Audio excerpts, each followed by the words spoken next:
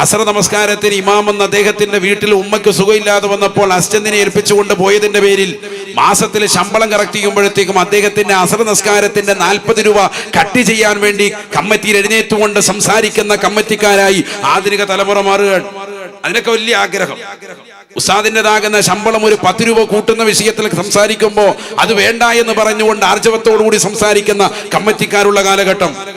കഴിഞ്ഞ ദിവസങ്ങൾ കണ്ടില്ലേ, മംഗലാപുരത്തുള്ളതാകുന്ന ഒരു സാധുവായ ഒരു മുസ്ലിയാർ, അദ്ദേഹം കടം കയറി ബുദ്ധിമുട്ടിലായി, ലോൺ എടുത്തതിന്റെ പേരിൽ പ്രയാസപ്പെട്ട അവസാനം ആത്മഹത്യ ചെയ്തു കളഞ്ഞു. എന്തിന്റെ പേരിൽ? സാമ്പത്തികമായിട്ടുള്ള ഞെരുക്കം. ഒരിക്കലും ആത്മഹത്യയെ ഞാൻ നന്നാക്കി പറയുകയല്ല. ആത്മഹത്യ ചെയ്തവൻ എങ്ങനാണോ ആത്മഹത്യ ചെയ്തത്, കാലാകാലം ആ ശിക്ഷയിലായിരിക്കുമെന്ന് മുഹമ്മദ് റസൂലുള്ളാഹി. ആരെങ്കിലും കത്തിയെടുത്തുകൊണ്ട് വയറ്റത്ത് കുത്തിക്കൊണ്ടാണ് രക്തം വാർന്ന് മരിച്ചത് എങ്കിൽ നാളെ മഹ്ശറിലെത്തുമ്പോ അവന്റെ കൈകളിലേക്ക് ഒരു കത്തി കൊടുക്കും. ആ കടാര കൊണ്ട് അവന്റെ വയറ്റത്തിലേക്ക് അതേപോലെ കുത്തി അവന്റെ വയറ്റിൽ നിന്ന് പുറത്തേക്ക് രക്തങ്ങൾ പരിപൂർണമായി നിർജ്ജരിച്ച് പരിപൂർണമായി ഒഴിവായി മരണത്തിന്റെ വേദന ഇരട്ടി ഇരട്ടി 10 മടങ്ങ് അനുവദിച്ചുകൊണ്ട് പ്രയാസപ്പെട്ടുകൊണ്ടായിരിക്കും അവൻ മരിക്കുക. വീണ്ടും അവന്റെ ശരീരത്തിലേക്ക് റൂഹിട്ട് കൊടുക്കും. ഖാലിദൻ മുഖല്ലദൻ ഫീഹാ അബദ. കത്തിച്ചൊരിക്കുന്ന നരകത്തിൽ ശാശ്വതമായി കാലാകാലം ഇതേ രീതിയിലായിരിക്കും അവന്റെ ശിക്ഷ എന്ന് മുഹമ്മദ് റസൂലുള്ളാഹി. ആരെങ്കിലും വമൻ ഖതല ബിഹദീദത്തിൻ ഔ ബിസുമ്മിൻ, വിഷം കഴിച്ചിട്ടാണ് ആരെങ്കിലും സ്വന്തം ശരീരത്തെ നശിപ്പിച്ചത് എങ്കിൽ യതഹസ്സാഹു, നാളെ മഹ്ശറിലെത്തുമ്പോ അവന്റെ വായിലേക്ക് ഇത്തരത്തിലുള്ളതാകുന്ന വിഷം തിണ്ടുന്നതാകുന്ന മാരകമാകുന്ന ഉൽപ്പന്നങ്ങൾ ഒഴിച്ചു കൊടുക്കും. അതിലൂടെ അവൻ മരണത്തിലേക്ക് വഴുതി മാറും. മരിച്ചതിന് ശേഷം വീണ്ടും അവന് റൂഹിട്ട് കൊടുക്കും. വീണ്ടും അവൻ ഇതാ വിഷം കയ്യിലെടുക്കും. എങ്ങനാണോ നിന്റെ ശരീരത്തെ നീ കൊന്നൊടുക്കിയത്, കെട്ടിടത്തിന്റെ മുകളിൽ നിന്ന് താഴേക്ക് വീണിട്ടാണോ, കയ്യിലെ നരമ്പ് മുറിച്ചിട്ടാണോ? പരീക്ഷയിൽ തോക്കുമ്പോ കയ്യിലെ നരമ്പ് മുറിച്ചിട്ട് മരിക്കുന്ന പെൺകുട്ടികൾ ആൺകുട്ടികൾ അധികരിച്ചു. തെക്കൻ കൊറിയയിലാണ് ഏറ്റവും കൂടുതൽ ലോകാടിസ്ഥാനത്തിൽ ആത്മഹത്യയുടെ പ്രവണത കൂടുതലുള്ളത്. രണ്ടാമതുള്ള രാജ്യം ഇന്ത്യയാണ്. അള്ളാഹു നമ്മളെ കാക്കുമാറാവട്ടെ. വളരെ കുറവായിരുന്നു കേരളത്തിൽ, ഇപ്പോൾ കൂടി വരികയാണ്. മുസ്ലിം സമുദായത്തിൽ പോലും കൂടി വരുന്നു. ദീനി മതബോധമുള്ള ആളുകളിൽ പോലും ഇത്തരത്തിലുള്ള കാര്യങ്ങൾ വരുന്നത് ആശ്ചര്യപ്പെടുത്തുന്നതാണ്. ഉസ്താദുമാര് പോലും ഇത്തരത്തിൽ തുനിയുന്നത് വലിയ ആശങ്കപ്പെടുന്നു. ഞാൻ പറയുന്നത്, ഈ രീതിയിൽ ക്രൂശിക്കുകയും പ്രയാസപ്പെടുത്തുകയും ചെയ്ത് സാമ്പത്തികമാക്കപ്പെട്ട നിലയിൽ തകരാറിലാക്കിയ ആളുകൾ, കമ്മിറ്റിക്കാർ, അവരുടേതാകുന്ന മഹല്ലത്തിന്റെ വിഷയങ്ങൾ ജാഗ്രത പുലർത്തിയിരുന്നെങ്കിൽ എത്രയോ മഹല്ലുകൾ കൃത്യമായി നല്ല സംവിധാനത്തിലാകുമായിരുന്നു. നരച്ചു നോക്ക്, 40% മഹല്ലത്ത് ഇപ്പോഴും ഉമീദ് പോർട്ടൽ, കേന്ദ്ര ഗവൺമെന്റിന്റെ ഉമീദ് പോർട്ടൽ എന്ന് പറയുന്ന പോർട്ടൽ രജിസ്റ്റർ ചെയ്തിട്ടില്ല. വഖഫ് സ്വത്തുക്കൾ കൃത്യമായി രജിസ്റ്റർ ചെയ്യണമെന്ന് പറഞ്ഞിട്ടും മാസങ്ങളായി വർഷങ്ങളായി സമസ്തകളുടെ ജമിയത്തുൽ ഉലമയുടെ പ്രിയപ്പെട്ട ഉലമാക്കൾ അതുമായി ബന്ധപ്പെട്ടുകൊണ്ട് നിർദ്ദേശങ്ങൾ മഹല്ലുകൾ നൽകിയിട്ടുണ്ട്. എല്ലാ മഹല്ലും കൊടുത്തിട്ടുണ്ട്. ഇതൊന്നും ശ്രദ്ധിക്കാതെ ഇപ്പോഴും കളിച്ച് രസിച്ച് അതൊന്നും വിഷയമില്ല, വരട്ടെ, എല്ലാം ഞങ്ങൾ നോരിടാം എന്ന് പറഞ്ഞുകൊണ്ട് നിലകൊണ്ട് തമാശയാക്കിക്കൊണ്ടിരിക്കുന്ന ആളുകൾ, അത് നാളെ കൈകടിക്കേണ്ടി വരും. ഈ സ്വത്തുക്കൾ മുഴുവൻ നഷ്ടപ്പെട്ടു പോകും. എത്രയോ സ്വത്തുക്കളുണ്ട് നമ്മുടെ പള്ളികളുമായി ബന്ധപ്പെട്ടുകൊണ്ട്, എത്രയോ സ്വത്തുക്കളുണ്ട്, കോടിക്കണക്കിന് സ്വത്തുക്കൾ മഖബറകളുമായി ബന്ധപ്പെട്ടുകൊണ്ട് ഇന്ത്യ രാജ്യത്ത് വിവിധങ്ങളാകുന്ന മക്കാമുകൾ, പള്ളികൾ, ദർഗകൾ, ഇതൊക്കെ നഷ്ടപ്പെട്ടു പോകും. അള്ളാഹു കാത്തു സംരക്ഷിക്കുമാറാവട്ടെ. ഞാൻ പറഞ്ഞു വരുന്നത്, ഇതൊക്കെ ഐക്യപ്പെട്ടുകൊണ്ട് പരിപൂർണമായി ഒന്നിച്ചു നിന്ന് മുസ്ലിമീങ്ങളുടെ പ്രശ്നത്തിൽ എല്ലാവരും സംഘടനാ വ്യത്യാസം മറന്നുകൊണ്ട് ഇത്തരത്തിലുള്ള വിഷയങ്ങൾ ഒരുമിച്ച് നിന്നെങ്കിൽ മാത്രമേ ഈ ഉമ്മത്ത് വിജയിക്കുകയുള്ളൂ. അള്ളാഹു തൗഫീഖ് നൽകട്ടെ. അതിന് ആദ്യം ചെയ്യേണ്ടത് പരസ്പരമുള്ള വഴക്കുകൾ നമ്മൾ നിർത്തണം. അങ്ങോട്ടും ഇങ്ങോട്ടുമുള്ള തെറിവിളികൾ നിർത്തണം, ചീത്തവിളികൾ നിർത്തണം. വാട്സാപ്പിലൂടെ, ഫേസ്ബുക്കിലൂടെ, ഇൻസ്റ്റഗ്രാമിലൂടെ ആളുകളെ അധിക്ഷേപിക്കുന്ന രീതിക്കുള്ള വർത്തമാനം, സമസ്തയുടെ പണ്ഡിതന്മാരെ കുറിച്ച് ആക്ഷേപങ്ങൾ ചുരിഞ്ഞുകൊണ്ടുള്ളതാകുന്ന എഴുത്തുകൾ സോഷ്യൽ മീഡിയയിൽ ഇപ്പോൾ തന്നെ കണ്ടില്ലേ? ഈ സോഷ്യൽ മീഡിയയിൽ തന്നെ പരസ്യമായിട്ട് ഇപ്പോൾ തന്നെ എഴുതാൻ ആളുകൾ റെഡിയായി നിൽക്കാൻ. കാരണം ഈ ഫുട്ബോൾ മാമാങ്കം വന്നപ്പോ പണ്ഡിതന്മാർ കൃത്യമായി പറഞ്ഞു, നിങ്ങൾ ഇതിനു വേണ്ടി ഇങ്ങനെ ലക്ഷങ്ങൾ ചെലവഴിച്ച് വലിയ വലിയ ഫ്ലക്സ് ബോർഡുകൾ അടിക്കരുത്. അപ്പോൾ വീണ്ടും അടിച്ചു വെച്ചു, കട്ടൗട്ടുകൾ വലുത് വെച്ചു. 100 അടി വെക്കുന്നു ഒരാളോട്, അടുത്ത ടീം 200 അടി വെക്കുന്നു, അടുത്തത് 400 അടി വെക്കുന്നു, അടുത്ത ടീം വലിയതാകുന്ന തൂണുകൾ കുഴിച്ചിട്ട് നദിയുടെ ഉള്ളിൽ കൊണ്ടുപോയി ആകാശലോകത്തേക്ക് മുട്ടിക്കാൻ പരിശ്രമിക്കുന്നു. പല ടീമുകളും തോറ്റുപോയി. ബ്രസീൽ തോറ്റു. പല ടീമുകളിലെ ഫാൻസുകളും ഇതാ വിഷമിച്ച് നിൽക്കുന്നു. ഇപ്പൊ എല്ലാവർക്കും ഒരേ ഒരു പ്രാർത്ഥനയുള്ള ആ തോറ്റ ടീമിനൊക്കെ എങ്ങനെയെങ്കിലും അർജന്റീന മുട്ടുകുത്തണേ എന്നുള്ള ഒറ്റ ദുആ ആണ്. 5 നേരം മുട്ടുകുത്തി പ്രാർത്ഥിക്കുക. കാരണം അവരുടെ ദുആ അതാണ്. അവരുടെ ടീമെല്ലാം തീർന്നു. പോർച്ചുഗൽ പോയിട്ടുണ്ട്, ഫ്രാൻസ് പോയിട്ടുണ്ട്. ഇനി ആകെ അവരുടെ ദുആ പടച്ചോൻ കാത്ത് ഇത് മാത്രം ഒന്ന് എങ്ങനെയെങ്കിലും കരകയറാതെ പോകണേ എന്നുള്ള ദുആ ആണ് 5 നേരം ദുആരക്കുന്നത്. നിങ്ങളുടെ ദുആ കൊണ്ട് തന്നെ ചിലപ്പോൾ അത് ജയിച്ചേക്കും. അല്ലാഹു നമ്മളെ കാക്കട്ടെ. ഇനി ഈ അർജന്റീന ടീം ജയിച്ചു കഴിഞ്ഞാലോ ആദ്യം ഫ്ലെക്സ് ഇടുന്നതാരാ? നമ്മുടെ ഉമ്മത്തിൽപ്പെട്ടവർ. ആർക്കെതിരെ? പണ്ഡിതന്മാർക്കെതിരെ. ഇപ്പൊ എങ്ങനെ ഇരിക്കുന്നടാ, ഞങ്ങൾ ഫ്ലെക്സ് വെച്ചതിന് കണ്ടോ, ഞങ്ങൾ വിജയിച്ചത് കണ്ടില്ലേ, നിങ്ങൾ എല്ലാവരും കൂട്ടമായി ദുആ ചെയ്തിട്ട് പോലും ഞങ്ങൾ വിജയിച്ചില്ലേ എന്ന് പറഞ്ഞുകൊണ്ടാണ് ഇനി വരാൻ പോകുന്നത്. ഞാൻ പറഞ്ഞതാണ്, അത്ര ആലിമീങ്ങൾ അപഹസിക്കുന്ന വിഷയത്തിൽ ഉമ്മത്താണ് ഏറ്റവും വലിയ മുൻപന്തിയിൽ. അല്ലാഹു നമ്മളെ കാക്കുമാറാവട്ടെ. എനിക്കൊരൊറ്റ അപേക്ഷയുള്ളൂ, നിങ്ങൾ ഈ വലിയ കട്ടൗട്ടുകളൊക്കെ വെച്ചു നമ്മുടെ ഈ കൊച്ചു കേരളത്തിൽ തന്നെ ചോർന്നൊലിക്കുന്നതാകുന്ന പിരകളുള്ള സാധുക്കളാകുന്ന ധാരാളം കുടുംബങ്ങളുണ്ട്, പാവങ്ങളുണ്ട്. അതൊന്നും അടക്കിയിട്ട് റാഹത്തായിട്ട് അവരുടെ വീടുകൾ കൃത്യമായിട്ടൊന്ന് മറച്ചു കൊടുത്താൽ, സഹോദര സമുദായത്തിൽപ്പെട്ടതാകുന്ന ഒരു സഹോദരൻ, കോട്ടയം ജില്ലക്കാരനാകുന്ന ഒരു അച്ചായൻ, അദ്ദേഹം സോഷ്യൽ മീഡിയയിൽ വഴി നടത്തുന്നതാകുന്ന നല്ല നല്ല സംഭവങ്ങൾ നിങ്ങൾ കാണുന്നുണ്ടാകും. അദ്ദേഹം ഓരോ വീടുകളിൽ പോയിട്ട് ചെയ്യുന്ന പ്രവർത്തനങ്ങൾ നമ്മുടെ സമൂഹം ധാരാളം ചെയ്യുന്നുണ്ട്. അള്ളാഹു എല്ലാവരുടെയും പ്രവർത്തനങ്ങൾ സ്വീകരിക്കട്ടെ. ചില വീടുകളുടെ കുടിലുകൾ കാണുമ്പോൾ, അവരുടെ കുളിമുറി കാണുമ്പോൾ, കുളിപ്പുര കാണുമ്പോൾ നമുക്ക് തന്നെ ആശ്ചര്യം തോന്നിപ്പോകും. നമുക്ക് അള്ളാഹു നൽകിയിരിക്കുന്ന നിഅമത്ത് എത്ര വിശാലമാണ്, എത്ര അനുഗ്രഹമാണ്. കുളിക്കാൻ സ്ഥലമില്ല. കുളിക്കുമ്പോൾ പാറപ്പുറത്തിരുന്നിട്ട് ആളുകൾ കല്ലെടുത്തെറിയുന്നു, ഇല്ലെങ്കിൽ അവരുടെ വീഡിയോ ചിത്രം പകർത്തിക്കൊണ്ടിരിക്കുന്നു. നല്ലൊരു വാഷ്റൂം ഇല്ല. കുഴി കുത്തിയിട്ട് ഇപ്പോഴും കേരളത്തിൽ മലവിസർജനം നടത്തുന്ന ആളുകൾ നമ്മുടെ ഈ കൊച്ചു കേരളത്തിലുണ്ടെന്ന് പറയുമ്പോൾ എവിടേക്കാണ് നമ്മുടെ തലമുറ പോകുന്നത്? ഒന്ന് ആലോചിച്ചു നോക്ക് നിങ്ങൾ. ഇത്രയേറെ ദാരിദ്ര്യത്തിൽ അമർന്ന് ജീവിക്കുന്ന, നല്ലൊരു കട്ടിലില്ലാത്ത, ബെഡില്ലാത്ത, നല്ലൊരു ജീവിതം നയിക്കാൻ സാധിക്കാത്ത സാധുക്കളായ ആളുകളുണ്ട്. നിങ്ങളുടെ ഈ ഫ്ലെക്സ് ബോർഡുകൾ പ്രിയപ്പെട്ട ചെറുപ്പക്കാർ അത്തരക്കാർക്കെങ്കിലും നൽകിയിട്ട് നിങ്ങളത് വെറുതെ ഉപേക്ഷ വെക്കാതെ എവിടെയെങ്കിലും വഴിയോരങ്ങളിൽ വലിച്ചെറിയാതെ ആളുകൾക്കൊന്ന് ശക്തമാകുന്ന മഴയ്ക്ക് റാഹത്തായി ഒന്ന് വിശ്രമിക്കാൻ പറ്റുന്ന നിലയ്ക്കെങ്കിലും നിങ്ങൾ നൽകണേ എന്നുള്ള ഉപദേശം നിങ്ങൾക്ക് നൽകാനുള്ളൂ. കാരണം നിങ്ങളല്ലാതെ ഉപദേശിച്ചിട്ട് കാര്യമില്ല. നിങ്ങളിത് ചെയ്യണ്ടെന്ന് പറഞ്ഞാൽ ചെയ്യും. ആലിമീങ്ങൾക്കെതിരെ നിങ്ങൾ തെറിവിളി നടത്തും, കൂക്കിവിളി നടത്തും. ഇന്നത്തെ തലമുറ ഏതാണ്?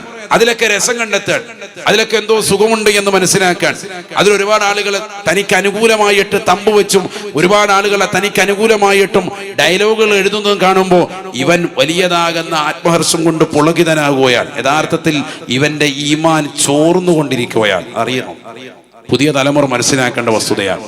നിന്റെ ഈമാൻ നഷ്ടപ്പെട്ടു പോകുന്നതിന്റെ ഏറ്റവും വലിയതാകുന്ന അടയാളമാണ് ദീനിന്റെ ശിആറുകൾക്ക് എതിരിൽ നീ നിലകൊള്ളൽ. ദീനിന്റെ ശിആറുകൾ പെട്ടതാണല്ലോ പരിശുദ്ധരാകുന്ന ആലിമീങ്ങൾ. കാരണം അൽ ഉലമാ വറസത്തുൽ അംബിയ, അംബിയാക്കളുടെ അനന്തരാവകാശികളാണ് ഉലമാക്കൾ. ആ പണ്ഡിതന്മാർക്കെതിരിൽ നീ കുഞ്ഞനം കുത്തിയാൽ പോയി നിനക്ക്. ഖുർആനിനെതിരെ, ഹദീസിനെതിരെയൊക്കെ നീ ശബ്ദിച്ചാൽ, അതിനെതിരെയുള്ള വർത്തമാനങ്ങൾ പറഞ്ഞാൽ നിനക്ക് ജീവിതമാഹ്റം നഷ്ടമാണ്. അള്ളാഹു നമ്മളെ കാത്ത് സംരക്ഷിക്കട്ടെ. അള്ളാഹു ഞങ്ങളെ നീ കാക്കണേ അല്ലാ. ആദരവായ റസൂലുള്ളാഹി സ്വല്ലല്ലാഹു അലൈഹി വസല്ലമ തങ്ങൾ പറയുകയാണ്, അവസാന കാലഘട്ടം വരുമ്പോ ഇൽമ ജനങ്ങൾ ഉയർത്തപ്പെട്ടു പോവും, അറിവില്ലാത്തതാകുന്ന ജനങ്ങളായി മാറും. വയൽഹറൽ ജഹലു, വിവരക്കേട് അധികരിക്കുമേ എന്ന് ഹബീബ് മുഹമ്മദ് മുസ്തഫ നബി സല്ലല്ലാഹു അലൈഹി വസല്ലമ തങ്ങൾ പറഞ്ഞത് ശരിയല്ലയോ? ഇന്ന് വിശ്വാസികളാകെ നമുക്കിടയിൽ പോലും ആദർശപരമായിട്ട് വൈരുദ്ധ്യം കടന്നുകൂടിയില്ലയോ? എത്രയോ ആളുകളാണ് വീട്ടിൽ നിന്ന് പുറത്തിറങ്ങുമ്പോ ഒരു ചെറിയതാകുന്ന പൂച്ചയൊന്നു കുറുകെ ചാടിയാൽ യാത്ര ഒഴിവാക്കുന്നതായ ആളുകളില്ലയോ? ഏതാ മാസം? സഫർ മാസം. സഫർ മാസം എന്ന് പറഞ്ഞാൽ ഏറ്റവും നല്ല മാസമാണ്. ചിലർക്ക് സഫർ എന്ന് കാണുമ്പോൾ തന്നെ മുഖം ചുളിക്കും. അള്ളാഹു നമ്മളെ കാക്കുമാറാവട്ടെ. നല്ല മാസം. ആയിഷ ബീബി റളിയല്ലാഹു തആല അൻഹ പറയുകയാണ്, തസവ്വജനീ റസൂലുള്ളാഹി സ്വല്ലല്ലാഹു അലൈഹി വസല്ലമ ഫീ ശവ്വാല. പരിശുദ്ധമാക്കപ്പെട്ട ശവ്വാൽ മാസത്തിലാണ് അല്ലാഹുവിന്റെ റസൂൽ എന്നെ വിവാഹം ചെയ്തത്. വബനാ ബി ഫീ ശവ്വാല. പരിശുദ്ധമായ ശവ്വാൽ മാസത്തിലാണ് ഞാൻ പ്രവാചകരുമായി കുടുംബബന്ധം ചേർക്കുന്നത്. ഞാൻ പ്രവാചകരുമായി ആദ്യ രാത്രി പങ്കിടുന്നതും പരിശുദ്ധമാക്കപ്പെട്ട ശവ്വാൽ മാസത്തിലാണ്. അല്ലാഹുവിന്റെ റസൂൽ സ്വല്ലല്ലാഹു അലൈഹി വസല്ലമ വസല്ലമ തങ്ങളുമായി ആ ഒരു മാസത്തെ കൂടുതൽ ശ്രദ്ധ വെക്കാൻ കാരണം എന്തെന്നറിയുമോ? ഇമാമികൾ രേഖപ്പെടുത്തുകയാണ്, പരിശുദ്ധമായ ശവ്വാൽ മാസത്തിൽ വിവാഹം പാടില്ല എന്നുള്ള ഒരു തെറ്റിദ്ധാരണ ജാഹിരിയ കാലഘട്ടത്തിലുണ്ടായിരുന്നു അത്രേ. വിവരമില്ലാത്തതാകുന്ന ആളുകൾക്ക് അറിവ് പഠിപ്പിച്ചു കൊടുക്കുന്ന വ്യക്തിയല്ലയോ ഹബീബ് മുഹമ്മദ് മുസ്തഫ സല്ലല്ലാഹു അലൈഹി വസല്ലമ തങ്ങൾ. അതുകൊണ്ട് തന്നെ പരിശുദ്ധമാക്കപ്പെട്ട ശവ്വാൽ മാസത്തിൽ അല്ലാഹു റസൂൽ എന്നെ വിവാഹം ചെയ്ത് ആ മനസ്സിലുള്ള ചിന്താഗതികളെ പരിപൂർണമായി മാറ്റിയെടുത്തു എന്ന് ആയിഷ ബീബി റളിയല്ലാഹു അൻഹാ. ശവ്വാൽ മാസം അങ്ങനെ ഞാനുമായി വിവാഹം ചെയ്തു. ഫാത്തിമ ബീബി റളിയല്ലാഹു തആല അൻഹയെ വിവാഹം ചെയ്തത് അലിയാർ തങ്ങൾ പരിശുദ്ധമായ സഫറിലാണ്. സഫർ മാസത്തിലാണ് അലി റളിയല്ലാഹു അൻഹുവിനെ ബഹുമാനപ്പെട്ട മുത്തുനബിയുടെ മകളാകുന്ന ഫാത്തിമ ബീബി റളിയല്ലാഹു അൻഹയെ കൊണ്ട് വിവാഹം ചെയ്തത്. ആര്? ഹബീബായ റസൂലുള്ളാഹി സ്വല്ലല്ലാഹു അലൈഹി വസല്ലം. ഏത് മാസം? നമ്മൾ ഈ നിൽക്കുന്ന സഫർ മാസം. നമ്മൾ ഏതെങ്കിലും നിക്കാഹി മാസം നടത്തുവോ? അല്ല, ഡേറ്റ് ഒത്തു വന്നാൽ പോലും നമ്മൾ പറയും നമുക്ക് റബീഉൽ അവ്വലിലേക്ക് മാറ്റാം, അടുത്ത മാസത്തിലേക്ക് പോകാം. മനുഷ്യന്റെ അന്ധവിശ്വാസങ്ങളാണ്. ഈ മാസം തീരെ കൊള്ളൂല എന്നുള്ള ചിന്താധാര മനുഷ്യന്റെ ഹൃദയത്തിൽ എടുത്തു മാറ്റണം. അള്ളാഹു മനസ്സിലാക്കാൻ തൗഫീഖ് തരട്ടെ. ഇസ്ലാമിൽ ചില ദിവസങ്ങൾക്കും ചില മാസങ്ങൾക്കും അള്ളാഹു പ്രത്യേകത നൽകിയിട്ടുണ്ട്. അതിലെപ്പെട്ടതാണല്ലോ ഇന്ന ഇദ്ദത ശുഹൂരി ഇൻദല്ലാഹ് 12 ശഹ്റൻ ഫീ കിതാബില്ലാഹ് യൗമ ഖലഖസ് സമാവാതി വൽ അർദ് മിൻഹാ അർബഅത്തുൻ ഹുറും. പരിശുദ്ധമാക്കപ്പെട്ടതായ 4 മാസങ്ങൾ വളരെ ശ്രേഷ്ഠതയുള്ള പവിത്രതയുള്ള മാസങ്ങളാണ്. ആകാശഭൂമികളെ സൃഷ്ടിച്ചതാകുന്ന കാലം മുതൽ അള്ളാഹു വർഷത്തെ ക്രമീകരിച്ചിരിക്കുന്നത് 12 മാസങ്ങളിലാണ്. അതിൽ ശ്രേഷ്ഠതയുള്ള മാസമാണ് പരിശുദ്ധമായ റമളാൻ. അത് കഴിഞ്ഞാൽ ശ്രേഷ്ഠതയുള്ള മാസമാണ് പരിശുദ്ധമായ ദുൽഖഅദ, ദുൽഹിജ്ജ, പരിശുദ്ധമായ മുഹറം മാസം, പരിശുദ്ധമായ റജബ് മാസം. ഇതൊക്കെ ഹദീസുകളിൽ വ്യക്തമാണ്. അള്ളാഹു മനസ്സിലാക്കാൻ തൗഫീഖ് തരട്ടെ. ഇതിന്റെ അർത്ഥം ബാക്കിയുള്ള മാസങ്ങളൊക്കെ മോശമാണെന്നാണോ? റബീഉൽ അവ്വൽ സയ്യിദുനാ റസൂലുള്ളാഹി സ്വല്ലല്ലാഹു അലൈഹി വസല്ലമ തങ്ങളുടെ ജന്മദിനം കൊണ്ട് അനുഗ്രഹീതമായ മാസം. ഉണ്ടെന്നാ സഫർ വീട് കൂടിയിരിക്കാൻ പാടില്ല, ഒരു വീട്ടിലേക്ക് കുറ്റിയടിക്കാൻ പാടില്ല. ആ മാസത്തിൽ ഇനി ഒന്നും ചെയ്യരുത്. പിന്നെന്താ ചെയ്യണ്ടേ? കൈ കെട്ടിയിരുന്നേക്കാനും ഒരു മാസത്തേക്ക്. എന്നാ പിന്നെ റാഹത്ത്. എന്താണ് മനുഷ്യന്മാരെ നിങ്ങളിങ്ങനെ? നബിയനാ റസൂലുള്ളാഹി സ്വല്ലല്ലാഹു അലൈഹി വസല്ലമ തങ്ങൾ പറയുകയാണ്, ലാ അദ്വാ വലാ തീറതാ വലാ ഹാമതാ വലാ സഫറാ. ആദരവായ റസൂലുള്ളാഹി സ്വല്ലല്ലാഹു അലൈഹി വസല്ലമ തങ്ങൾ പറഞ്ഞത് ഇമാം ബുഖാരി റളിയല്ലാഹു അൻഹു സ്വഹീഹുൽ ബുഖാരിയിൽ കൊണ്ടുവന്ന ഹദീസ് അല്ലയോ? ലാ അദ്വാ, പകർച്ചവ്യാധികൾ സ്വയം പകരുമെന്ന് കരുതല്ലേ മുസ്ലിമേ. അങ്ങനെ പകർച്ചവ്യാധികൾ സ്വയം പകരുകയില്ല അള്ളാഹുവിന്റെ കഴിവ് കൊണ്ടല്ലാതെ. അതാണ് ഞാൻ ആദ്യം ഊന്നി വെച്ചത്. നമുക്കെന്ത് വേണം? ഇസ്ലാമിന്റെ കാര്യങ്ങളിൽ, ഈമാൻ കാര്യങ്ങളിൽ പരിപൂർണ വിശ്വാസം വേണം. ഒരടുമണി തൂക്കം അങ്ങോട്ടും ഇങ്ങോട്ടും പോകരുത്. ഈമാൻ കാര്യം എന്ന് പറഞ്ഞാൽ ഏതൊക്കെയാ? ഒന്നാമത്തെ ഏതാ? അള്ളാഹുവിൽ വിശ്വസിക്കുക. 2 മലായിക്കത്ത്. 3 പറയുകളെന്താനൊക്കെ ഇല്ലാത്ത മുത്തലിങ്ങൾ. കിതാബുകൾ വിശ്വസിക്കുക. 4 പ്രവാചകന്മാർ വിശ്വസിക്കുക. 5 ഇല്ലെന്ന്. ഖിയാമത്ത് നാൾ വിശ്വസിക്കുക. അന്ത്യദിനത്തിൽ വിശ്വസിക്കുക. 6 നന്മയും തിന്മയും അള്ളാഹുവിൽ നിന്നാണെന്ന് വിശ്വസിക്കുക. കണ്ട അല്ലാതെ സഫർ മാസം കൊള്ളൂല എന്ന് പറഞ്ഞ് മാറിയിരിക്കലല്ല. നന്മയും തിന്മയും വൽഖദരി ഖൈരിഹി വശർരിഹി മിനല്ലാഹി തആല. ഖൈറും ശർറും ആരിൽ നിന്നാ വരിക? അള്ളാഹുവിൽ നിന്നാണെന്ന് വിശ്വസിക്കുക. അതാണ് 6ാമത്തത്. ഇത് ഇന്നത്തെ ഖൗമിന് പലർക്കും നഷ്ടപ്പെട്ടു. അള്ളാഹു നമ്മളെ കാക്കുമാറാവട്ടെ. എന്തിനും ഏതിനും 24 മണിക്കൂറും നോക്കുക. ജ്യോത്സ്യന്മാരെ കൊണ്ട് നോക്കിക്കുക, കണിയന്മാരെ കൊണ്ട് നോക്കുക, അങ്ങോട്ട് പോകണോ നോക്കുക, ഇങ്ങോട്ട് നോക്കുക. എല്ലാത്തിനും ഒരു കാര്യം നടത്താൻ വേണ്ടി 24 മണിക്കൂർ ഇങ്ങനെ നോക്കി നടക്കുക. വലിയ അപകടം ചെയ്തു.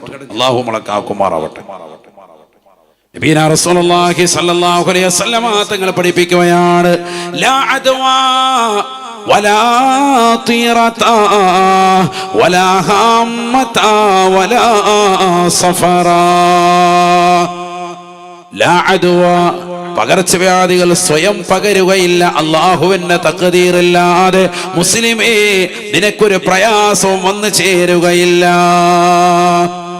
വലാ തീറതാ, പക്ഷിയെ നോക്കിക്കൊണ്ട് ദുർലക്ഷണം കണക്കാക്കിക്കൊണ്ട് ശകനം നോക്കിക്കൊണ്ട് നടക്കുന്ന പണി ഇസ്ലാമിൽ ഇല്ലേ ഇല്ല. മൃഗങ്ങളെ കൊണ്ട് ലക്ഷണം നോക്കുക.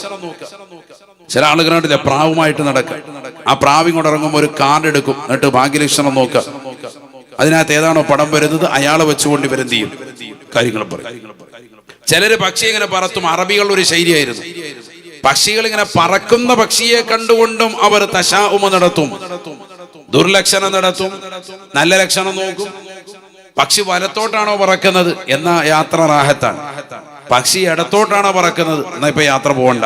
ബാഗും കുടയായിട്ടൊക്കെ ഇറങ്ങിയത് ഹാജിയാര് പരിചയം തിരിച്ച് വീട്ടിലോട്ട് കയറും. മൂങ്ങയുടെ കരച്ചിൽ കേൾക്കുമ്പോ ചിലർക്ക് വിഷയം, മൂങ്ങ അതിന്റെ കരച്ചിൽ കേൾക്കുമ്പോ അല്ലാഹുവേ പടച്ചവനെ ഇന്നത്തെ ദിവസം പോയി. ഇതൊക്കെ മുമ്പുണ്ടായിരുന്നതാണ്. അതൊക്കെ പരിശുദ്ധ പ്രവാചകർ സല്ലല്ലാഹു അലൈഹി വസല്ലം എടുത്തു കളയാൻ. ഇത്തരത്തിലുള്ളതാകുന്ന ശകുനം നോക്കുന്ന പരിപാടി, പക്ഷികളെ കൊണ്ട് ജീവികളെ കൊണ്ട് ശകുനം നോക്കുന്ന പരിപാടി ഇസ്ലാമിലില്ല. പൂച്ച ഇങ്ങനെ കറുത്ത പൂച്ച വട്ടം ചാടി, വണ്ടി ഓടിച്ച് പകുതി എത്തിയത് ആചാര്യ കൊണ്ടൊരു വട്ടം ചാടി. പടച്ച റബ്ബേ നമ്മുടെ കാര്യത്തിൽ തീരുമാനമായി. പെണ്ണുങ്ങളോട് പറയാണ്, പെണ്ണുങ്ങൾ അതിനേക്കാൾ വലിയ പേടി. ഞാനും പറയാനിരുന്ന ഇനി വണ്ടി തിരിച്ചേക്കാന്ന് പറഞ്ഞു. അപകടം ഉണ്ടായി. നോക്കുമ്പോ അപ്പുറത്ത് ഫ്രണ്ടിൽ ഒരു അപകടവും കൂടി കണ്ട ഉറപ്പിച്ച്. ഇതൊന്നും ഇസ്ലാമിലില്ല കേട്ടോ, ഇസ്ലാമിലെ അടിസ്ഥാനം ഇല്ല. ഇങ്ങനെ ചില ശകുനം നോക്കുന്ന ആളുകൾ നമ്മുടെ കൂട്ടത്തിൽ നിന്ന് കൂടിയിരിക്കുക. അതാ ഞാൻ പറഞ്ഞത്, വിശ്വാസം ഇപ്പോഴും രൂഢമൂലമാകാത്ത ആളുകളുണ്ട്.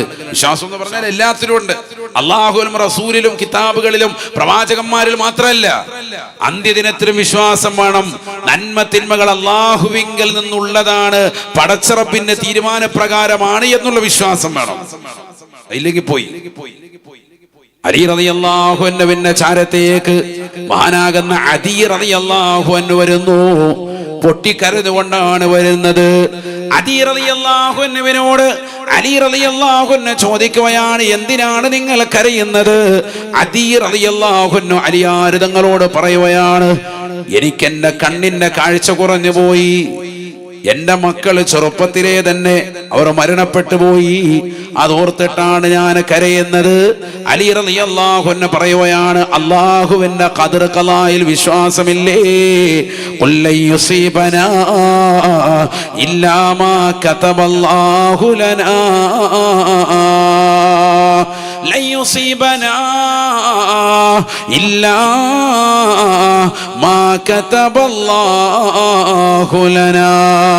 അല്ലാഹു സുബ്ഹാനഹു വ തആല കൃത്യമായി രേഖപ്പെടുത്തിയതാകുന്ന വിഷയങ്ങളല്ലാതെ നമ്മുടെ ജീവിതത്തിലേക്ക് വരികയില്ല എന്ന് അറിയില്ലേ പിന്നെന്തിനാണ് കരയുന്നത് എന്ന് അലി റളിയല്ലാഹു അൻഹു അപ്പം നിർത്തി കരച്ചില്. അതെ, അതുവരെ കരഞ്ഞുകൊണ്ടിരിക്കുക, എന്റെ കണ്ണിന്റെ കാഴ്ച കുറഞ്ഞു, എന്റെ മക്കളൊക്കെ മരിച്ചുപോയി, ഭയങ്കര പരീക്ഷണമാണ് പടച്ചറബ് നൽകിയിരിക്കുന്നത്. അലി റളിയല്ലാഹു അൻഹു ദേഷ്യപ്പെട്ടു പറഞ്ഞു, നിനക്ക് ഖദർ ഖലായിൽ വിശ്വാസമില്ലേ? സ്വഹാബിയല്ലേ? അന്ത്യദിനത്തെ കുറിച്ച് മാത്രം പോരല്ലോ, പടച്ചറബിൽ നിന്നല്ല എല്ലാ ഖൈറും ഷർറും ഉണ്ടാകുന്നത്. നിനക്ക് എന്തെങ്കിലും ബുദ്ധിമുട്ടുണ്ടായിട്ടുണ്ടെങ്കിൽ അല്ലാഹുവിൽ ക്ഷമിച്ചാൽ അതിന്റെ കൂലി അല്ലാഹു തരൂലേ? ക്ഷമിക്കുന്നവർക്കല്ലേ കൂലി തരുന്നത്? സ്വർഗത്തിൽ ഉന്നതമായ സ്ഥാനം തരില്ലേ? അതുകൊണ്ട് ക്ഷമിക്കിൻ, വെറുതെ ആവശ്യമില്ലാതെ ഇരുന്ന് കരഞ്ഞിട്ട് കാര്യമില്ല എന്ന് മഹാനാകുന്ന സയ്യിദുനാ അലി റളിയല്ലാഹു അൻഹു ആ സെക്കൻഡിൽ അദ്ദേഹം കരച്ചിൽ നിർത്തി. നമുക്കത് വരണം. നമുക്ക് എന്തെങ്കിലും ഒരു ബുദ്ധിമുട്ടുണ്ടാകുമ്പോ അള്ളാഹു എനിക്ക് തന്നല്ലോ, പരീക്ഷണം തന്നല്ലോ എന്ന് പറഞ്ഞിട്ട് കരയുന്ന ആളുകളുണ്ട്. ചില ഉമ്മമാരും അങ്ങനെയുണ്ട്, ചില ഉപ്പമാരും ഉണ്ട്. ഞാൻ നിസ്കരിക്കുന്ന ആളാണ്, നോമ്പ് നോൽക്കുന്ന ആളാണ്, സക്കാത്ത് കൊടുക്കുന്ന വ്യക്തിയാണ്, ഹജ്ജ് ചെയ്ത വ്യക്തിയാണ്, ഉംറ ചെയ്തിട്ടുണ്ട്, ഞാൻ ലാ ഹൗല ചൊല്ലും, ഞാൻ അസ്മാഉൽ ഹുസ്ന ഓതും, ഞാൻ വിർദുൽ ലത്തീഫ് ചൊല്ലും, എല്ലാ ദിക്റും ചൊല്ലും, എന്നിട്ടും അള്ളാഹു എനിക്ക് ദാരിദ്ര്യം നൽകിയല്ലോ എന്ന് പറഞ്ഞ് കരയുന്നവരുണ്ട്. അവർക്ക് അള്ളാഹുവിലുള്ള ഖദർ ഖലായിൽ വിശ്വാസം ഇല്ലാത്തവരാണ്. പടച്ച റബ്ബിന്റെ തീരുമാനം അത് നിന്നെ പ്രയാസപ്പെടുത്തലാണ്. ആ രീതിക്കാണ് നിന്റെ ജീവിതം മുന്നോട്ട് പോകുന്നതെങ്കിൽ അതിൽ നീ ബുദ്ധിമുട്ട് അനുഭവിക്കാൻ തന്നെ വേണം. അതിൽ പടച്ച റബ്ബ് ക്ഷമിച്ചാൽ നിനക്ക് ഉന്നതമായ സ്ഥാനം തരും, സ്വർഗം തരും. അള്ളാഹു മനസ്സിലാക്കാൻ തൗഫീഖ് തരട്ടെ. ക്ഷമിക്കുന്നതിലാ കാര്യം. അള്ളാഹുവെ ഞങ്ങൾക്ക് നീ തൗഫീഖ് നൽകണേ അല്ലാ.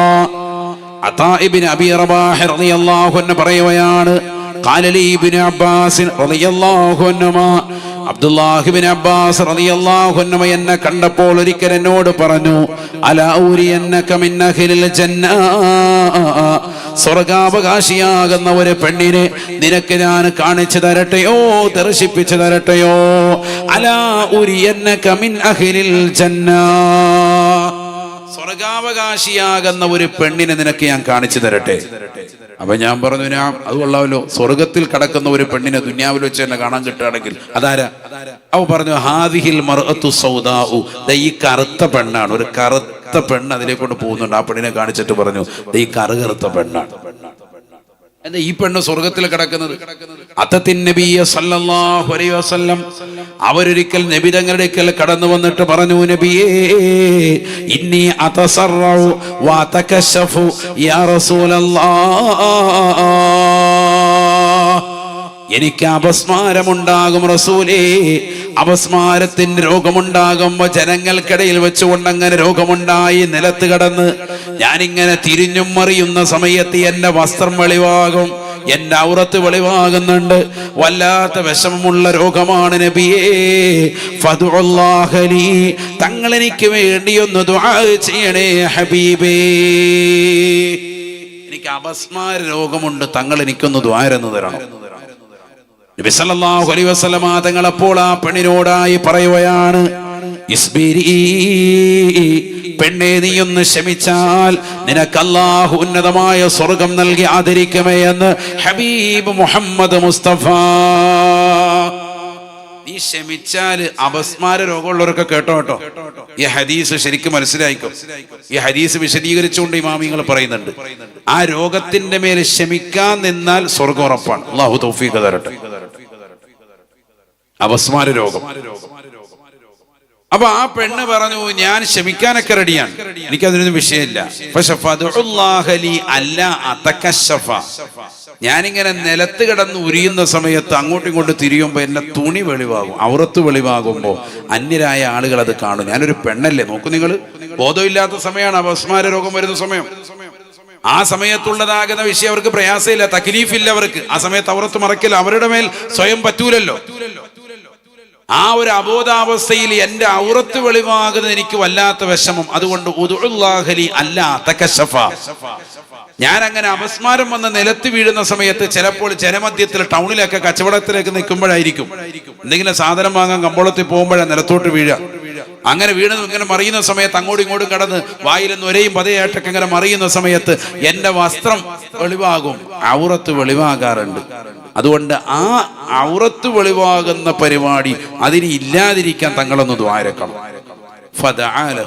നബി സല്ലല്ലാഹു അലൈഹി വസല്ലം രണ്ട് കൈകൾ ഉയർത്തിയിട്ട് ദ്വാരന്നു, അല്ലാഹു ഈ പെണ്ണിന് അപസ്മാര രോഗം വരുമ്പോഴുള്ള ആ പ്രയാസം, വസ്ത്രം നീങ്ങുന്ന ബുദ്ധിമുട്ടുകളെ തൊട്ട് നീ കാക്കണേ അല്ലാ. എന്തിനു വേണ്ടി ദ്വാരുന്നില്ല? രോഗം മാറാൻ ദ്വാരുന്നില്ല. കാരണം ആ പെണ്ണതിന് വേണ്ടി ക്ഷമിക്കാൻ തയ്യാറാ. ക്ഷമിച്ചാൽ എന്ത് കിട്ടുമെന്ന് നബി തങ്ങൾ പറഞ്ഞു. എന്ത് കിട്ടുമെന്ന് പറഞ്ഞു? സ്വർഗം കിട്ടുമെന്നും പറഞ്ഞു. അല്ലാഹു മനസ്സിലാക്കാൻ തൗഫീഖ് തരട്ടെ. അപ്പൊ ചില ബുദ്ധിമുട്ടുകളും പ്രയാസങ്ങളും ഉണ്ടാകുമ്പോ ക്ഷമിക്കാൻ നമ്മൾ തയ്യാറാകണം. അവിടെ കിടന്ന് ഒച്ചപ്പാടും പോലെ ഉണ്ടാക്കലല്ല. അതിനുവേണ്ടി നമ്മൾ എല്ലാ ദിവസവും രാവും പകലും ഇങ്ങനെ നോക്കിയിരിക്കുക, ഇതാണോ നല്ലതാണോ, അതാണോ ഇതാണോ, ഇതന്നെ ഇങ്ങനെ നോക്കുക. അത് ഒരു മോശപ്പെട്ട പരിപാടിയാണ്, മുസ്ലിമിന് ചേർന്നതല്ല. നബി സല്ലല്ലാഹു അലൈഹി വസല്ലം തങ്ങൾ പറയുകയാണ്, വലാ ഹമ്മതാ, മൂങ്ങ പോലെയുള്ളതാകുന്ന ചെറിയ ചെറിയതാകുന്ന പക്ഷികളുടേതാകുന്ന ശബ്ദത്തിന്റെ അനുസരിച്ചുകൊണ്ട് യാത്രയെ ക്രമീകരിക്കുന്ന പരിപാടി ഇസ്ലാമിൽ ഇല്ലേ ഇല്ല. മൂങ്ങ പഴയകാലത്ത് അറബികൾ അത് പകല് കണ്ണു കാണൂല, രാത്രിയിലെ കാഴ്ചയുള്ള മൂങ്ങാക്കി അതിന്റെ ശബ്ദങ്ങൾ കേട്ടിട്ട് അതിനനുസരിച്ച് യാത്രയെ ക്രമീകരിക്കുക. അതുപോലെ പല പക്ഷികളും, ചില സ്ഥലത്ത് വേറെ പക്ഷികളെ, ചില പക്ഷികളുടെ ശബ്ദം കേട്ട ചിലര് പറയും ആ ഒരു മരണമുണ്ട് കേട്ടോ, സംഭവം ഇന്നൊരു മരണമുണ്ട്. എവിടെയാണ് ആ മരണം? അപ്പൊ ആ പക്ഷി അങ്ങോട്ട് തെക്കോട്ട് പറഞ്ഞു. അപ്പൊ പറയാം ഇന്ന് തെക്കാണ് മരണം, തെക്കാണ് മരണം. ഇങ്ങനെയുള്ള ഓരോ വിശ്വാസങ്ങൾ ഇന്നും കൊണ്ട് നടക്കുന്ന ആളുകളുണ്ട്. അള്ളാഹു നമ്മളെ കാത്ത് സംരക്ഷിക്കട്ടെ. വലിയ വിഷയമാണത്. ഇത് നബി തങ്ങൾ അന്ന് എതിർത്തതാ. എപ്പോഴേ? 1400 വർഷം മുമ്പ് പറഞ്ഞതാണിത്. വലാ സഫറാ, സഫർ മാസം നഹ്സാണ്, സഫർ മാസം മുഴുവനും കൊള്ളില്ല എന്നുള്ള ചിന്താഗതി നിങ്ങൾ വെച്ച് പുലർത്തരുത് എന്ന് ഹബീബ് മുഹമ്മദ് മുസ്തഫ. ഹദീസാണിത്. വലാ സഫറ, സഫർ മാസം കൊള്ളില്ല എന്നുള്ള നിങ്ങളുടെ ചിന്താഗതി ഉണ്ടല്ലോ, അതെടുത്ത് കളയണം. ഹബീബ് മുഹമ്മദ് റസൂലുള്ളാഹി. അപ്പൊ വിശ്വാസത്തിൽ ആദർശത്തിൽ ഉള്ളതാകുന്ന കടന്നുകയറ്റം, വൈരുദ്ധ്യം, അത് ശ്രദ്ധിക്കണം. വിവാഹത്തിന് പറ്റി ഏറ്റവും നല്ല മാസങ്ങളിൽപ്പെട്ട ഒരു മാസമാണ് ഏത് സഫർ മാസം. അതുകൊണ്ടാണ് അലി റളിയല്ലാഹു അൻഹു ഫാത്തിമ ബീവിയുടെ വിവാഹം നടന്നത് സഫർ മാസത്തിൽ. അള്ളാഹു മനസ്സിലാക്കാൻ തൗഫീഖ് തരട്ടെ. നമ്മൾ ഈ മാസത്തിൽ ഒരു പരിപാടി ചെയ്യില്ല. ചില അന്ധവിശ്വാസങ്ങൾ അങ്ങനെ പടർത്തുന്നവരുണ്ട്. ഞാൻ ഈ വർഷം ഹജ്ജിന് പോയി. ഹജ്ജ് കഴിഞ്ഞ് തിരിച്ചു വരുമ്പോ ലാസ്റ്റ് ക്ലാസ്സിലെത്തിയപ്പോഴത്തേക്ക് ഒരു ഉമ്മ എഴുന്നേറ്റ് എന്ന് സംശയം ചോദിച്ചത് എന്താണെന്നറിയോ? അതെ, ഹജ്ജ് കഴിഞ്ഞ് നാട്ടിലെത്തിയാൽ 40 ദിവസത്തേക്ക് പുറത്തിറങ്ങാൻ പറ്റില്ല എന്ന് പറഞ്ഞു. ശരിയാണോ? ആളുകളെ തെറ്റിദ്ധാരണയാണ്. ഞാൻ പറ, അങ്ങനെ ഒരു ധാരണ ഇസ്ലാമിലില്ല. ഹജ്ജ് കഴിഞ്ഞ് വന്നാൽ ഭാര്യ ഭർത്താവുമായി ബന്ധപ്പെടാൻ പാടില്ല, 4 മാസത്തേക്ക് ഒതുങ്ങിയിരിക്കണം. അതാര് പറഞ്ഞു? യാത്ര കഴിഞ്ഞ് വന്നാൽ ശാരീരികമായി ബന്ധപ്പെടൽ വേണം, സുന്നത്താണെന്നാണ് ഇമാമിങ്ങൾ പഠിപ്പിച്ചത്. ഇതൊക്കെ കുറെ അന്ധവിശ്വാസങ്ങളാണ്. വീട്ടിൽ നിന്ന് പുറത്തിറങ്ങാൻ പാടില്ല, 40 ദിവസത്തേക്ക് ഇനി അവർ വീട്ടിൽ തന്നെ അടയിരിക്കണം, എങ്ങോട്ടും പുറത്തിറങ്ങരുത്. ഇതൊക്കെ ആര് പഠിപ്പിച്ച? അതാ ഞാൻ പറഞ്ഞത്. ഇസ്ലാമിൽ ഇല്ലാത്ത കുറെ കാര്യങ്ങൾ അന്ധവിശ്വാസങ്ങൾ ഈ ഉമ്മത്ത് ഇങ്ങനെ കടത്തി കൊണ്ടുവരുന്നുണ്ട്. അള്ളാഹു നമ്മളെ കാക്കുമാറാവട്ടെ. കാബാലയത്തിന്റെ പരിസരത്ത് വെച്ചുകൊണ്ട് ഒരാൾ പരസ്യമായി പരിശുദ്ധമായി ഇസ്ലാമിനെതിരെ അതിശക്തിയുക്തം വർത്തമാനം പറഞ്ഞു.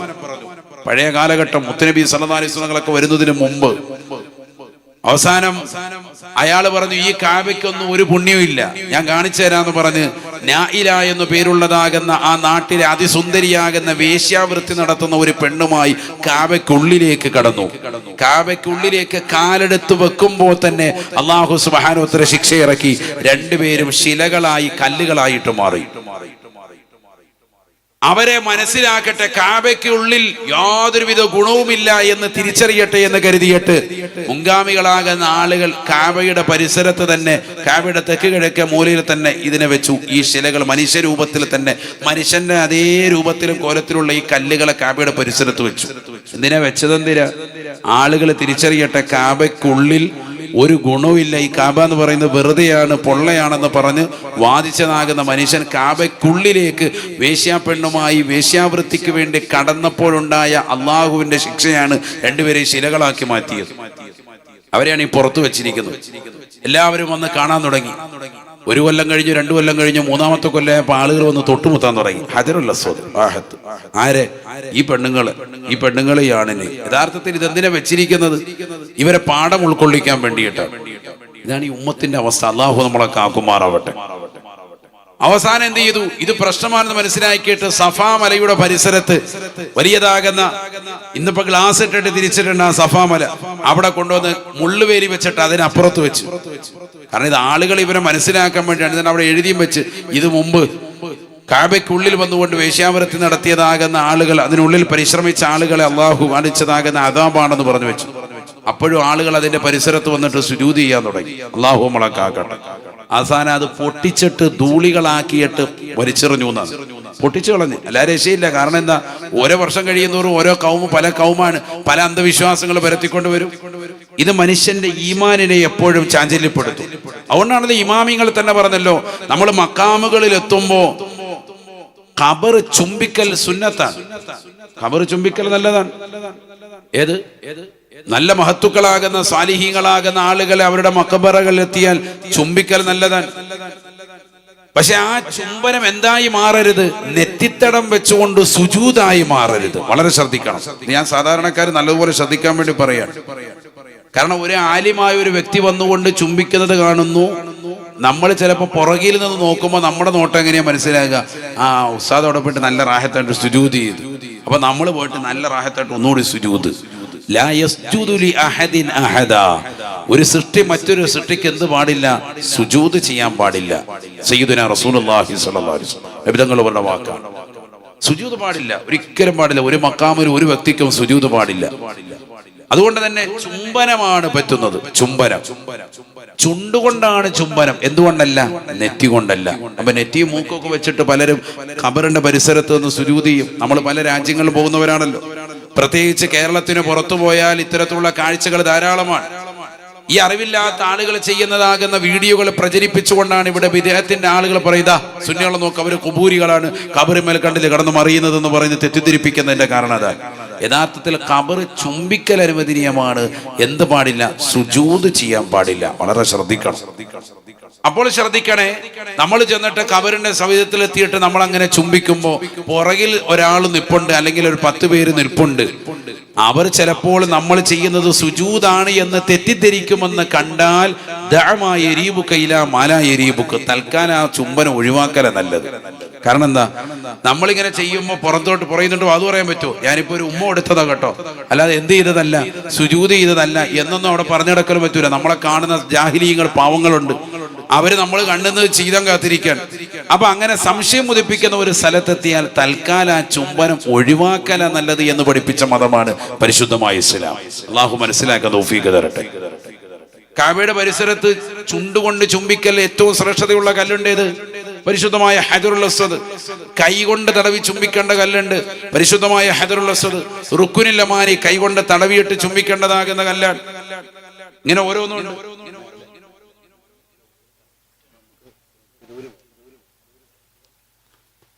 അല്ലാഹു തൗഫീഖ് നസീബാക്കുമാറാവട്ടെ. അതുകൊണ്ട് പ്രിയമുള്ളവരെ, നല്ലതുപോലെ ശ്രദ്ധിച്ചോ, ഞാൻ ദീർഘിപ്പിക്കുന്നില്ല, ചുരുക്കുന്നു. നമ്മുടെ ഈമാനിനെ കാർന്നു തിന്നതാകുന്ന പ്രവർത്തനങ്ങൾ വളരെയേറെ ശ്രദ്ധിക്കണം.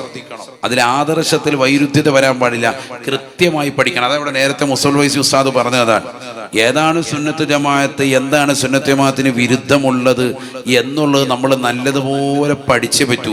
ആരെങ്കിലും ചെയ്യുന്നത് കണ്ടിട്ട്, എന്തെങ്കിലും കാണിക്കുന്നത് കണ്ടിട്ട് ഒരിക്കലും ദീനിൽ അത് തെളിവാവൂല. തെളിവുകൾ കറക്റ്റായി നമ്മൾ പഠിക്കണം. അള്ളാഹു മനസ്സിലാക്കാൻ തൗഫീഖ് തരട്ടെ. അപ്പൊ സഫർ മാസത്തെ കുറിച്ചുള്ള തെറ്റിദ്ധാരണകൾ പടർത്താൻ പാടില്ല. അത് നല്ല മാസമാണ്. പിന്നെന്താണ് ഈ മാസത്തിന് ചില ആളുകൾ അപശകുനമായി പറയുന്നത്, തീയില്ലാതെ പുക വരില്ലല്ലോ എന്നുള്ളൊരു ചിന്താഗതി ഉണ്ടാവും. സഫർ മാസത്തിലെ ഒടുക്ക ബുധനാണ് നെഹസ്, കടുത്ത നെഹസായിട്ട് ഇമാമികളെ രേഖപ്പെടുത്തുന്നു. 3,00,000-ലധികം 3,20,000-ഓളം പ്രയാസങ്ങൾ, ബലാഹുകൾ ആ ഒരു ദിവസം ഉണ്ടാകുമെന്ന് പറഞ്ഞ പണ്ഡിതന്മാരുണ്ട്. ഒന്നും ഉണ്ടാവില്ല എന്ന് പറഞ്ഞ പണ്ഡിതന്മാരുമുണ്ട്. ഈ മാസങ്ങളിൽ കിതാബ് രചിക്കാൻ തുടങ്ങുകയും പൂർത്തീകരിക്കുകയും ചെയ്തതാകുന്ന മഹത്തുക്കൾ വരെയുണ്ട്. ഈ മാസത്തിന്റെ നെഹസിനെ ഇത്രയേറെ പറഞ്ഞപ്പോൾ, അപശകുനമായി മാസത്തെക്കുറിച്ച് പറഞ്ഞപ്പോൾ അങ്ങനെ ഒന്നില്ല എന്ന് പറഞ്ഞുകൊണ്ട് വാദിച്ചുകൊണ്ട് ഗ്രന്ഥമെഴുതി പൂർത്തീകരിച്ച വ്യക്തിയാണ് മഹാനാകുന്ന ഇബ്നു ഹജറുൽ ഹൈതമി റളിയല്ലാഹു അൻഹു. ലോകപ്രസിദ്ധമാകുന്ന തുഹ്ഫത്തുൽ മുഹ്താദി എന്ന് പറയുന്ന ഗ്രന്ഥം എഴുതിയവരുണ്ട്. ചുരുക്കി പറഞ്ഞാൽ, മുസ്ലിമീങ്ങളായ നമ്മൾ ആശങ്കപ്പെട്ട് ജീവിക്കരുത്. എപ്പോഴും ഒരു ഭയപ്പാടിലൂടെ ജീവിതത്തെ മുന്നോട്ട് കൊണ്ടുപോകരുത്.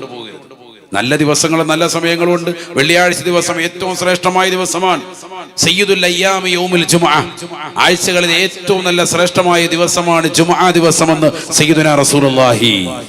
ആ ദിവസത്തിന് അതിന്റെ മഹത്വമുണ്ട്.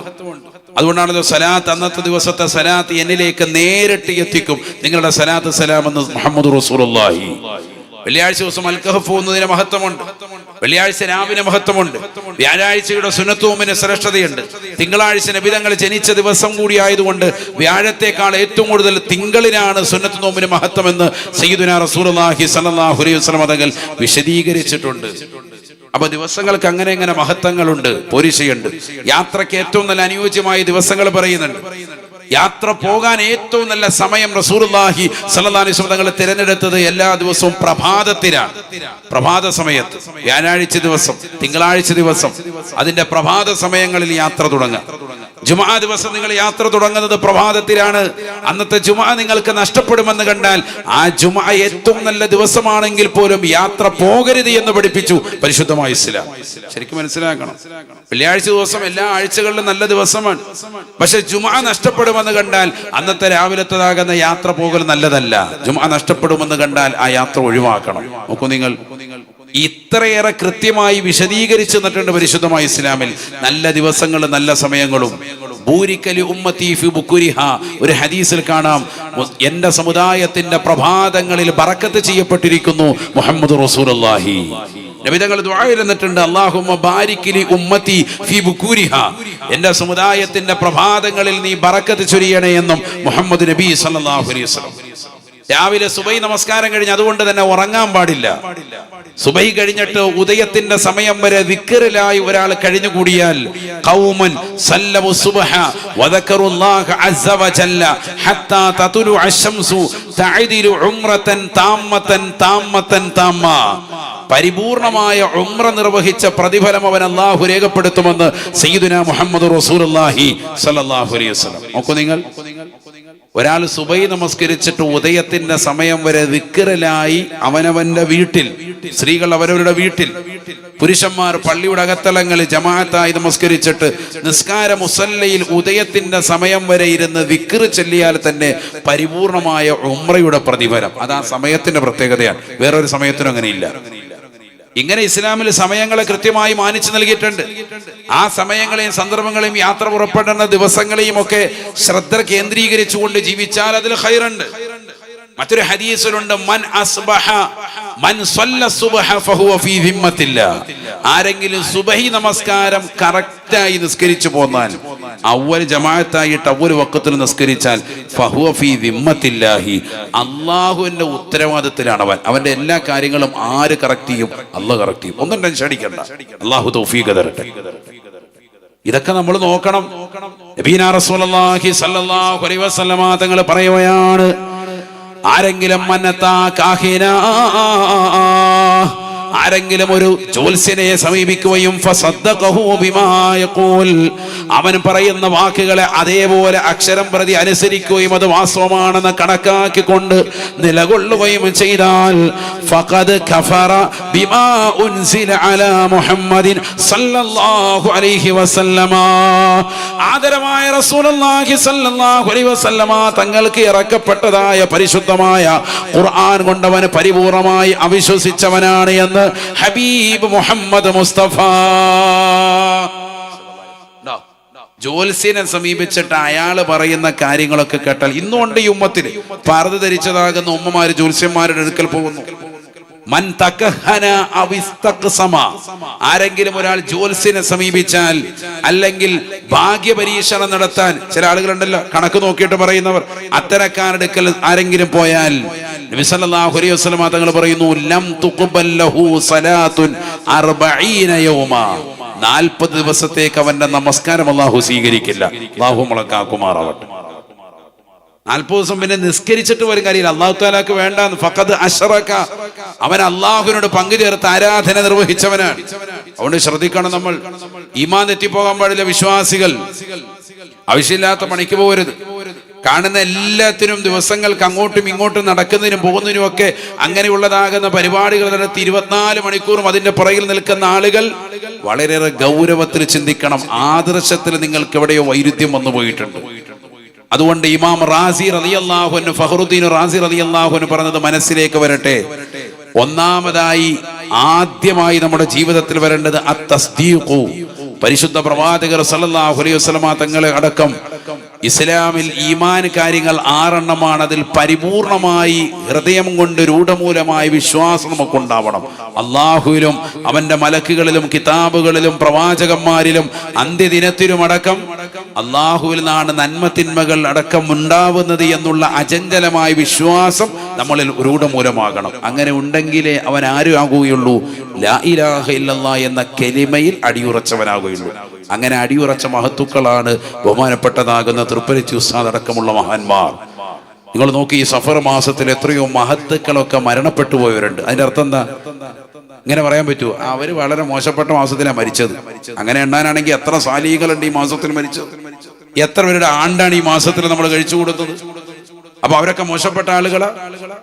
അതാ ഞാൻ പറഞ്ഞത്, അങ്ങനെ ഒരു മാസത്തെ മോശമായിട്ട് നിങ്ങൾ കണക്കാക്കരുതേ. ലാ സഫറ, സഫർ മാസത്തെ മോശമായി നിങ്ങൾ കണക്കാക്കരുതേ. മുഹമ്മദ് റസൂലുള്ളാഹി സ്വല്ലല്ലാഹു അലൈഹി വസല്ലം. അല്ലാഹു മനസ്സിലാക്കാൻ തൗഫീഖ് തരട്ടെ. ആത്മീയമാകുന്ന അറിവ് ആവോളം നമുക്ക് നേടിയെടുക്കാൻ അല്ലാഹു തൗഫീഖ് നസീബാക്കുമാറാവട്ടെ. ദുനിയാവിലും ആഖിറത്തിലും അല്ലാഹു നമ്മെ ഇവരെയും വിജയികളുടെ കൂട്ടത്തിൽ ഉൾപ്പെടുത്തി അനുഗ്രഹിക്കുമാറാവട്ടെ. ഇൻഷാ അല്ലാഹ്.